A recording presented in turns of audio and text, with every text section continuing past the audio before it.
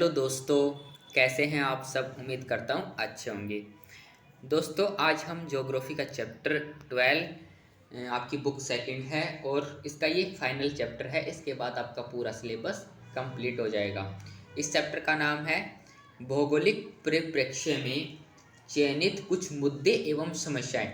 जितना भी हमारा जो भूमंडल है, जिस पृथ्वी पर हम रहते हैं, उसमें क्या क्या समस्याएं उत्पन्न होती है, उन समस्याओं के बारे में पढ़ना है। मुख्यतः पोल्यूशन के बारे में हमें इसमें पढ़ना है। इसमें आपको easy notes and easy explanation में आपको समझाऊंगा। लास्ट में इम्पोर्टेंट क्वेश्चन की सीरीज भी दूंगा आपको प्रैक्टिस के लिए, और कुछ इम्पोर्टेंट फैक्ट्स भी आपको बता दूंगा। तो वीडियो को एंड तक देखिए, आपका बिल्कुल भी टाइम वेस्ट नहीं होगा। आप वीडियो को पूरा देखने के बाद आप जज करना कि वीडियो आपको पसंद आई है नहीं आई है। फिर उसके बाद आपका जो डाउट हो वो आप कमेंट में बता सकते हैं। सबसे पहले हम देख लेते हैं कि हमें इस चैप्टर में क्या पढ़ना है, क्योंकि आपको आइडिया हो जाएगा कि हाँ, इस वीडियो के अंदर हमें ये पढ़ना है। सबसे पहले हम देख लेंगे कि वायु प्रदूषण क्या है, इसकी डेफिनेशन देख लेते हैं। फिर इसके जो प्रकार होते हैं, जल प्रदूषण, वायु प्रदूषण, ध्वनि प्रदूषण, भू प्रदूषण, तो इनके बारे में पढ़ेंगे। भू प्रदूषण के बारे में आपकी बुक में नहीं दे रखा है, इसलिए हम इन तीनों के बारे में ही चर्चा करेंगे। फिर आगे आता है कि नगरीय अपशिष्ट निपटान, ग्रामीण शहरी प्रवास, गंदी बस्तियों की समस्याएं और भू निम्नीकरण। ये 5-6 टॉपिक हैं, इनके बारे में पढ़ेंगे और क्वेश्चन वाइज पढ़ेंगे।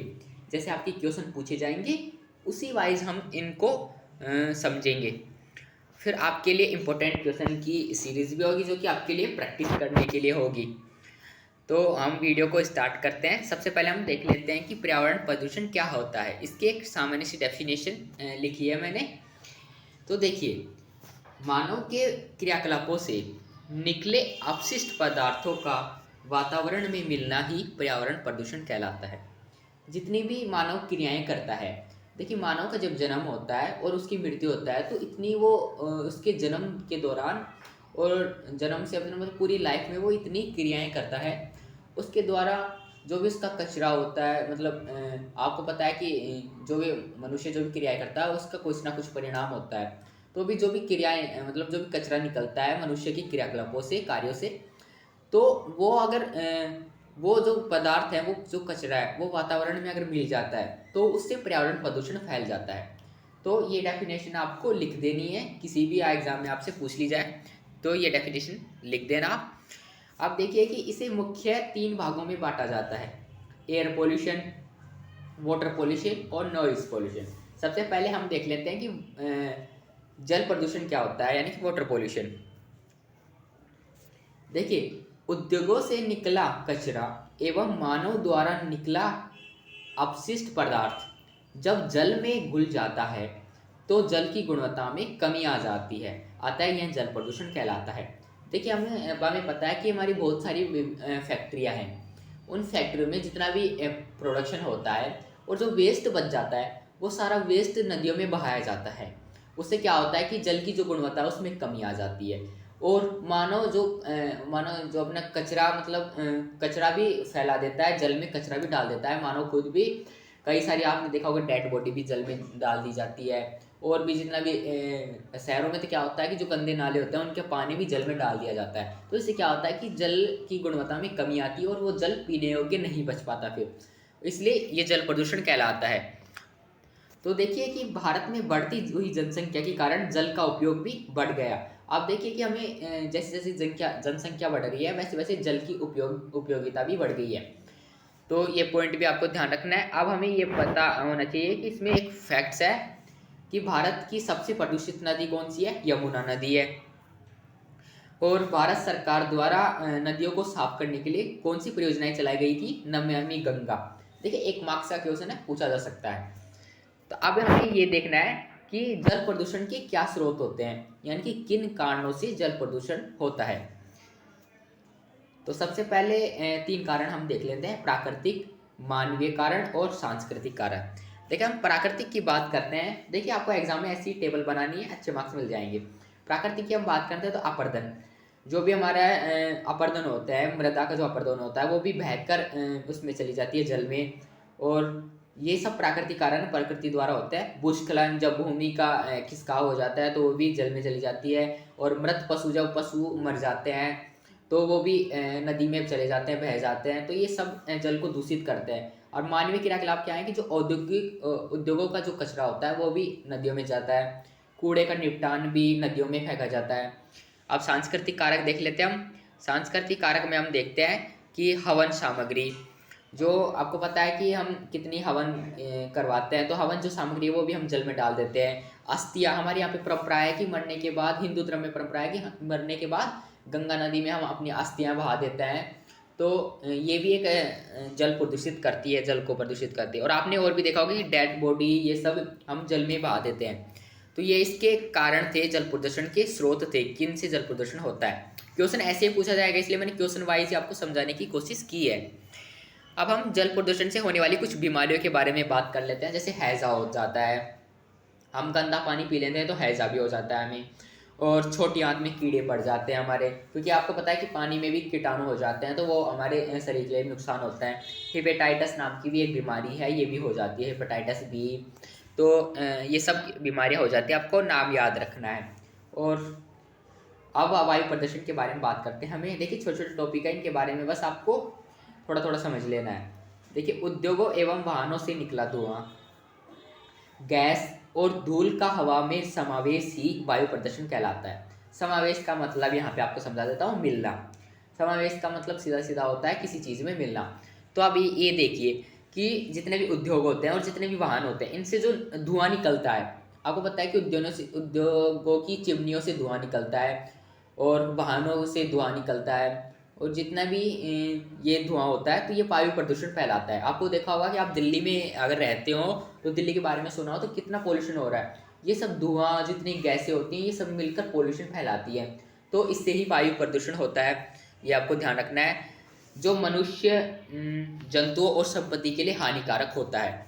तो ये जो ये प्रदूषण होता है ये बहुत ज़्यादा हानिकारक होता है। वायु प्रदूषण को बहुत ज़्यादा हानिकारक माना जाता है और ये दिल्ली में सब ज़्यादा देखा जाता है। अब जो दिल्ली है वो दुनिया की सबसे प्रदूषित शहर में दूसरे तीसरे नंबर पर आने लगी है। अब हम देख लेते हैं कि वायु प्रदूषण के क्या स्रोत होते हैं, यानी कि इसके क्या कारण होते हैं। तो देखिए, सबसे पहले कोयले व पेट्रोल व डीजल का दहन। जब इन चीज़ों का दहन होता है तो इससे इनसे मतलब जो गैसें निकलती है उनसे प्रदूषण होता है। औद्योगिक प्रक्रम होता है। आपको पता है कि जो पंजाब से पराली जलाई जा रही है तो उससे भी जो धुआं निकल रहा है उससे भी पोल्यूशन बढ़ रहा है। पटाखों से, इनसे सब पोल्यूशन ही बढ़ता है। जो भी धुआं, किसी भी प्रकार की धुआं निकलती है तो उससे पोल्यूशन बढ़ता है। औद्योगिक प्रक्रम का मतलब है कि जो उद्योगों से निकलने वाली धुआं है, उससे कचरा निकलने वाला है तो उससे भी पोल्यूशन होता है। ठोस कचरा निपटान, जो हमारे कचरा है उनको अगर कभी कभी जलाया भी दिया जाता है तो इससे भी पोल्यूशन होता है। तो ये पॉइंट्स भी आपको लिख देने आए। तो अब इनसे होने वाली बीमारी भी हम देख लेते हैं। देखिए, इससे श्वसन तंत्र नामक बीमारी हो जाती है। जैसे हमें सांस लेने में बहुत ज़्यादा तकलीफ होती है पोल्यूशन से। हमारा दम घुटने लगता है, हम खुली हवा में सांस भी नहीं ले पाते, बाहर निकल भी नहीं पाते। आपको पता है कि पोल्यूशन में लॉकडाउन भी लगा दिया जाता है कभी कभी। आंखों में जलन होती है बहुत ज़्यादा। अगर आप पोल्यूशन में निकलते हैं बाहर तो आपकी आंखों पे बहुत ज़्यादा प्रभाव पड़ते हैं। रक्त संचार प्रणाली संबंधी बीमारियाँ, तो ये बहुत सारी बीमारियाँ होती है। और भी आप लिख सकते हैं जो अभी आपको याद आए। अब हमारा थर्ड टॉपिक है ध्वनि प्रदूषण। ध्वनि प्रदूषण को हम नॉइज पोल्यूशन भी कहते हैं। और ये विभिन्न स्रोतों से उत्पन्न ध्वनि जब मानव की सहन क्षमता से अधिक हो जाए तो ध्वनि प्रदूषण कहलाती है। देखिए, आप जितना भी शोर शराबा देखते हैं, जितनी भी आवाज़ें देखते हैं, तो ये सब मिलकर ध्वनि प्रदूषण करती है। और जब ये मानव की सहन क्षमता, देखिए मानव की सहन क्षमता क्या होती है, हम केवल 20 से 20,000 हर्ट्ज तक ही सुन पाते हैं। अगर इससे ज़्यादा आवाज़ हो जाती है तो हमें परेशानी होती है, तकलीफ होती है। आपने देखा होगा कि जब डीजे की आवाज़ बजती है तब भी हमें बहुत ज़्यादा परेशानी होती है, कई लोगों की बहुत ज़्यादा तकलीफ होती है। और जो हमारे बुजुर्ग होते हैं उनकी तो सुनने की सहन क्षमता बहुत कम हो जाती है, इसलिए उनको बहुत ज़्यादा तकलीफ होती है। जितनी रेलगाड़ियाँ हैं, अब ये स्रोत देख लेते हैं हम, स्रोत किन स्रोतों से आवाज़ निकलती है। जो देखिए रेलगाड़ियाँ चलती है, इनकी बहुत ज़्यादा आवाज़ होती है, इनसे भी ध्वनि प्रदूषण होता है। मोटर वाहन, आपने देखा होगा जो बुलेट बाइक होती है उससे कितना आवाज़ निकलता है, कितना पोल्यूशन फैलाती है, वो ध्वनि प्रदूषण करती है।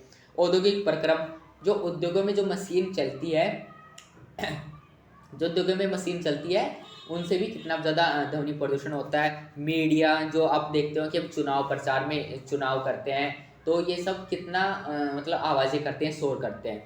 तो जब ज़्यादा शोर हो जाता है तो उसे ही ध्वनि प्रदूषण कहते हैं। तो सिंपल सा था, इसमें कुछ नहीं था। आपको मुख्य स्रोत अगर पूछ लिया जाए तो ये 4-5 पॉइंट लिख सकते हैं आप, और भी लिख सकते हैं आप, ढोल नगाड़े जितने भी आप देखते हैं, शोर शराबा बहुत सारा वो बहुत चीज़ों से होता है ध्वनि प्रदूषण। अब ध्वनि प्रदूषण के क्या प्रभाव हो सकते हैं ये देख लीजिए आप। देखिए असहनीय वातावरण हो जाता है, ऐसा वातावरण हो जाता है जिसमें मतलब बहुत ज़्यादा शोर शराबा और हमारा मन भी नहीं लगता। फिर कान के पर्दे फट सकते हैं। अगर हम आवाज़ बहुत ज़्यादा हो जाए और हमारे पास से ज़्यादा आवाज़ आए तो कभी कभी ये होता है कि हमारे कान के पर्दे भी कमज़ोर हो जाते हैं और वो फट जाते हैं। और चिड़चिड़ापन होता है। आपने चिड़चिड़ापन देखा होगा कि हम गुस्से में जब आवाज़ ज़्यादा सुनते हैं तो हम गुस्से में होने लगते हैं, तो उसे चिड़चिड़ापन भी कहते हैं। तो ये सब प्रभाव होते हैं ध्वनि प्रदूषण के। अब हमारा दूसरा टॉपिक है नगरीय अपशिष्ट निपटान। देखिए टॉपिक आपको हार्ड लग रहा है, लेकिन इसका अगर आप मतलब देखते हैं तो बहुत सिंपल है कि जो शहरों का कचरा होता है उसका कैसे निपटान होता है और ये प्रदूषण का ही कारण बनता है। तो इससे जुड़ी समस्याएं हम देखते हैं। इससे जुड़ी यही पूछा जाएगा, मैं क्वेश्चन वाइज आपको समझा रहा हूँ। ये पूछा जाएगा कि नगरीय अपशिष्ट निपटान से जुड़ी समस्याओं का वर्णन कीजिए। तो ये कुछ समस्याएं मैंने लिखी है, इनके बारे में आपको बता देता हूँ।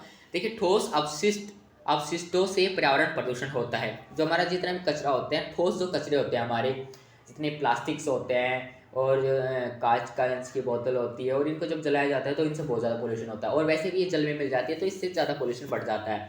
विभिन्न स्रोतों से निकलने वाला कचरा, जितने भी मानव क्रियाकलाप करते हैं उनसे जो कचरा निकलता है, मानव अस्तित्व के लिए ये खतरा पैदा करता है। देखिए आपको पता है कि खतरा मानव जीवन के लिए कचरा बहुत ज़्यादा खतरा बन गया है। कूड़े के ढेर पर मक्खियाँ, चूहे, कीड़ों से आदि स्वास्थ्य संबंधी बीमारियाँ होती है। आपको पता है कि कूड़े पर मक्खियाँ बैठ जाती है। अब वही मक्खियाँ हमारे घर में आती हैं और मतलब हम ऊपर बैठती है, तो ये सब कीटाणु लाती है अपने साथ, तो इनसे भी बीमारियाँ, बहुत सारी बीमारियाँ हो जाती है स्वास्थ्य संबंधी। और कारखानों, विद्युत ग्रह तथा भवन निर्माण या विध्वंस से निकली राख या मलबे से गंभीर समस्याएं उत्पन्न होती है। जो हमारे कारखाने होते हैं उनमें आपको पता है कि गैसें निकलती रहती है और उनसे मतलब धुआं निकलती रहती है। उनका जो मलबा होता है ये भी कचरा होता है। और जो भवन निर्माण होता है या फिर कोई विध्वंस यानी कि कोई भवन गिर जाता है, कोई बिल्डिंग गिर जाती है, तो उससे भी जो कचरा निकलता है, इससे भी बहुत ज़्यादा समस्याएं उत्पन्न होती है। भीड़ भाड़ तथा तीव्र बढ़ती जनसंख्या के लिए अपर्याप्त सुविधाएं और साफ सफाई की खराब स्थिति। देखिए आपको पता है कि इतनी ज़्यादा अगर जनसंख्या बढ़ रही है तो उनके लिए इतनी ज़्यादा सुविधाएं कहाँ से आएंगी। जितने ज़्यादा लोग हैं उतनी ज़्यादा सुविधाएं कम होती जा रही हैं। तो एक समस्या ये बन जाती है कि हम ज़्यादा भीड़ भाड़ में ज़्यादा कम सुविधाएं होने लगती हैं। तो ये कुछ समस्याएं मैंने लिखी थी, इन समस्याओं को नोट कर लीजिए। आपको ये समस्या लिखनी है, आपके मार्क्स कोई नहीं काटेगा। फिर नेक्स्ट टॉपिक के बारे में हम बात करते हैं कि ग्रामीण से शहरी प्रवास। यहाँ पे मैंने विकास गलत लिख दिया है, प्रवास है यहाँ पर। तो आपका एक टॉपिक है ये भी। देखिए जब गांव के लोग रोजगार की तलाश में शहरों में आकर बस जाते हैं तो वह शहरी प्रवास कहलाता है। आपको पता है कि गांव के बहुत से ऐसे लोग होते हैं जो शहरों में जाकर बस जाते हैं। और क्यों जाते हैं? क्योंकि उन्हें गांव में रोजगार नहीं मिल पाता, कोई काम धंधा नहीं मिल पाता, इसलिए वो शहर में आ जाते हैं काम धंधा करने के लिए और अपनी रोजी रोटी कमाने के लिए। तो उसे शहरी प्रवास कहते हैं। तो शहरों में प्रवास करने के क्या कारण होते हैं कि रोजगार की तलाश, वो रोजगार की तलाश में आ जाते हैं। निर्धनता होती है इसलिए वो शहरों में अमीर बनने के लिए आते हैं। और बेहतर जीवन सुविधा के लिए आते हैं कि वहाँ पर अच्छी सुविधाएं मिले हमको, आजीविका के लिए आते हैं अपनी रोजी रोटी कमाने के लिए। तो ये सब कुछ कारण हो सकते हैं, और भी आप कारण लिख सकते हैं, ये मैंने अपनी तरीके से लिखे हैं। अब इसी में एक टॉपिक और आ जाता है कि गंदी बस्तियों की क्या समस्याएं होती है। क्वेश्चन भी ऐसे पूछा जाएगा कि गंदी बस्तियों की 4-5 समस्याएं बताइए। तो मैंने 6 समस्याएं लिखी है, उनको पढ़ लीजिए आप। देखिए गंदी बस्तियां पर्यावरण की दृष्टि से बेमेल और निम्नलिखित क्षेत्र पर बनती है। जो ये बस्तियां बनाई जाती है वो ऐसे क्षेत्र पर बनाई जाती है जहाँ पे पहले से ही कूड़ा कचरा डला हुआ होता है और वो पर्यावरण की दृष्टि से अनुकूल होते हैं, यानी कि वहाँ पर हम सही से ऑक्सीजन भी नहीं ले पाते। तो पहली समस्या इसकी ये होती है।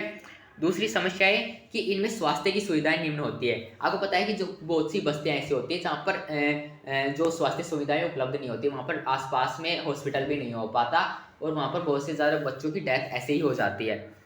देखिए गरीबी, तीसरा पॉइंट है, गरीबी के कारण लोग यहाँ नशीली दवाओं, शराब, अपराध, गुंडागर्दी आदि सब करते हैं। अब क्या होता है कि गरीबी के कारण वो गरीब तो होते हैं लेकिन और ज़्यादा गरीब बन जाते हैं, क्योंकि वो उन पैसों से दारू पीने लग जाते हैं। जो पैसे कमाते हैं 100-200 रुपये, उनसे दारू पीने लग जाते हैं, नशा करने लग जाते हैं और गुंडागर्दी करते हैं। तो इनसे भी और भी ज़्यादा परेशानी हो जाती है उनके परिवार वालों को।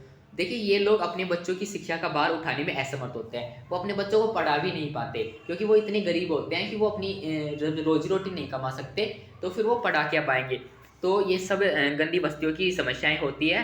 ये समस्याएं आपको लिखना है। और कभी कभी ये भी पूछा जा सकता है कि समस्याओं को दूर कैसे किया जाए। देखिए पांचवा पॉइंट है कि ये क्षेत्र बहुत ही भीड़ भाड़, पतली संकरी गलियों तथा आग जैसी गंभीर समस्याएं होती है।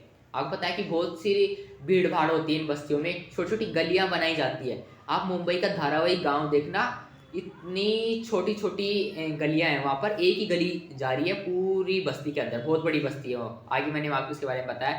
देखिए झुग्गी बस्तियाँ या गंदी बस्तियाँ झोपड़पट्टी तथा पटरियों के किनारे बने ढांचे हैं। इनमें वे लोग रहते हैं जो गांव से रोजगार की तलाश में आते हैं। तो ये 5-6 समस्याएं थी इनकी, इसको भी आपको देख लेना है, वह नोट कर लेना है। अब हमारा एंड का लास्ट टॉपिक आता है, उसके बाद आपके लिए इंपॉर्टेंट क्वेश्चन है। ठीक है, भूनिम्नीकरण। भूनिम्नीकरण क्या होता है, नाम से देखिए, भू का मतलब होता है भूमि, निम्नीकरण का मतलब होता है कम होना। तो देखिए जब भूमि की क्षमता में कमी आ जाती है, यानी कि उसकी गुणवत्ता में कमी आ जाती है, जब फसलें उपजाऊ नहीं हो पाती और उससे मतलब जो हमारी मिट्टी होती है उसकी वो इतनी गुणवत्ता उसकी गिर चुकी होती है कि उस पर फिर कोई भी कार्य नहीं किया जा सकता। देखिए भूमि निम्नीकरण मैंने लिखा है कि जब विभिन्न स्रोतों से निकला कचरा जब भूमि पर इकट्ठा हो जाता है तो भूमि की गुणवत्ता में कमी आ जाती है और इसे ही भू निम्नीकरण कहते हैं। तो ये डेफिनेशन आप लिख सकते हैं अगर पूछा जाए। लेकिन ये पूछा जाएगा कि भू निम्नीकरण को कम करने के क्या उपाय हैं। तो ये उपाय मैंने लिखे हैं, आप देख लेना कि वन रोपण द्वारा, यानी कि हमें अधिक से अधिक वन रोपण उगाने चाहिए, वन उगाने चाहिए, वन रोपण करना चाहिए। इससे भूमि की गुणवत्ता बनी रहे। चारागाहों का उचित प्रबंधन करना चाहिए हमें। जो हमारे चारागाह होते हैं यानी कि जहाँ पे पशु चराई करते हैं उनका भी उचित प्रबंधन करना चाहिए हमें। और पेड़ों की रक्षक मेखला बनाकर हमें पेड़ों की ऐसी रक्षा मेखला बनानी चाहिए जिससे कि भूमि की उपजाऊ बनी रहे। और बंजर भूमि के उचित प्रबंधन करने चाहिए। जो भूमि बंजर है यानी कि उस पर खेती नहीं की गई है बहुत से, तो वहाँ पर अच्छी सिंचाई करनी चाहिए और उस भूमि को भी उपजाऊ बनाना चाहिए। तो देखिए ये सब कुछ उपाय थे, और भी उपाय आप लिख सकते हैं। देखिए हमारा चैप्टर तो ख़त्म हो गया, कुछ फैक्ट्स देख लेते हैं आप। देखिए फैक्ट्स ये हैं कि एशिया की सबसे गंदी बस्ती कौन सी है, तो भारत की धारावी बस्ती है जो कि मुंबई में है। मुंबई के बिल्कुल एंड में है। और एक ऐसी गंदी बस्ती है, आप बहुत ज़्यादा गंदी बस्ती है यहाँ पे। तो ये चीज़ आपको ध्यान रखनी है, इसे सबसे गंदी बस्ती माना जाता है। नदियों को स्वच्छ करने के लिए कौन सा कार्यक्रम चलाया गया था, नमामि गंगा परियोजना। मैं आपको कह रहा हूँ 1 मार्क्स का पूछा जाएगा जरूर। तो इंपॉर्टेंट क्वेश्चन हम देख लेते हैं। इन क्वेश्चन का आंसर आपको खुद करना है कॉपी में, और आप हो सकता है आप कमेंट में भी इसका आंसर दे सकते हैं। एक सर्वाधिक प्रदूषित नदी आपको बताना है, भारत की सबसे ज़्यादा प्रदूषित नदी बताना आपको। अम्ल वर्षा क्या है, इसका क्या कारण है। और जल प्रदूषण से होने वाली बीमारियों के नाम लिखने हैं आपको। पर्यावरण प्रदूषण क्या है ये बताना है, इसके विभिन्न प्रकारों का उल्लेख करना है। ध्वनि प्रदूषण से होने वाली समस्याओं को उल्लेख कीजिए। वायु प्रदूषण के परिणामों का वर्णन कीजिए। तो ये कुछ 6 क्वेश्चन आपके लिए लिखे हैं, इनमें से जरूर एक या 2 क्वेश्चन जरूर आएंगे इस चैप्टर से। तो ज़्यादा कुछ नहीं था इस चैप्टर में, कोई भी डाउट हो आपको कमेंट में बता सकते हैं। और हाँ, मेरे सब्सक्राइब मतलब बहुत ज़्यादा कम है, इसलिए सब्सक्राइब बढ़ाने की वो कीजिए, आप सपोर्ट कीजिए और लाइक कीजिए वीडियो को। आपको पसंद आई है तो, नहीं पसंद आई तो डिसलाइक भी आप कर सकते हैं। तो मिलते हैं नेक्स्ट वीडियो में, तब तक के लिए बाय, जय हिंद।